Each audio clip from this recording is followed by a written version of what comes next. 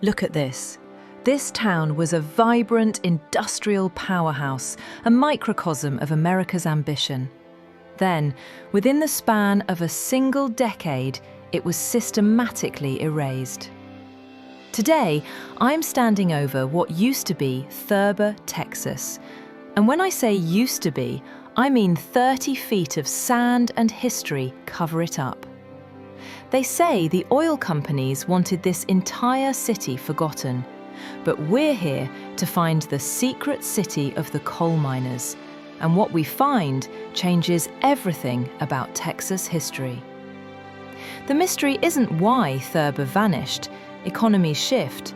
The mystery is how quickly and completely a town of 10,000 people, with its own banking system, hospital, and electric plant, can be swallowed by the earth and corporate silence. The key lies here. This tiny, half-buried patch of brick is not just a remnant, it's the roof of a much bigger secret. Our mission is to dig beneath the corporate lie and find the architecture they tried to bury forever. To understand the disappearance, you need to understand the power. Thurber wasn't just a town, it was a kingdom, built by the Texas and Pacific Coal Company. They owned the homes, the stores, the school, and the bank.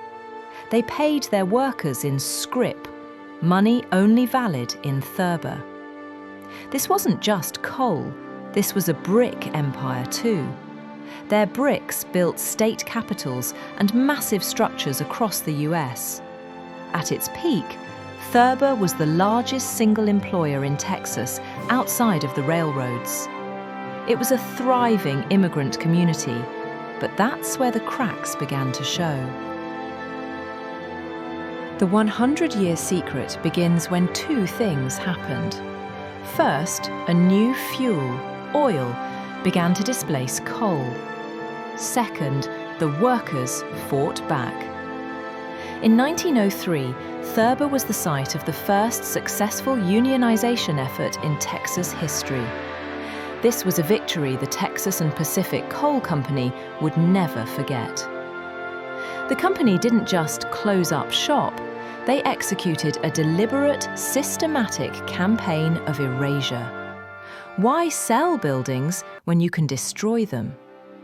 By the 1930s, everything that could be dismantled and moved was.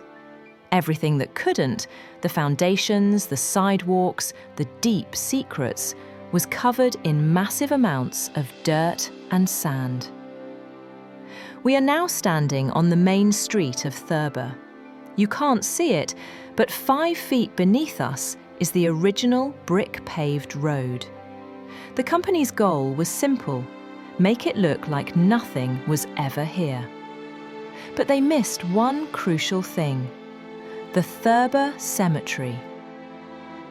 The only section of the town that remains publicly visible are the dead. Hundreds of miners, doctors, and children. The tombstones are the only witnesses left to what happened. The living may have left, but the foundation, like the history, is still down there. Now it's time to dig. We've pinpointed the location of the old Thurber Meat Market, a substantial building that would have deep foundations. The historical maps match our location perfectly. We are 5 feet down, and so far, nothing but sand. Wait! We've hit something. This is a layer of dense, fire-hardened brick. Look at the quality. This is definitely one of Thurber's own bricks. We're not finding rubble, we're finding the preserved roof of the foundation. After 100 years, the secret city is breathing again. What the company tried to bury was not just a foundation, but the story of American labor and industry. This small town, erased from the map, is proof that history is rarely lost. It's just waiting for someone to dig it up.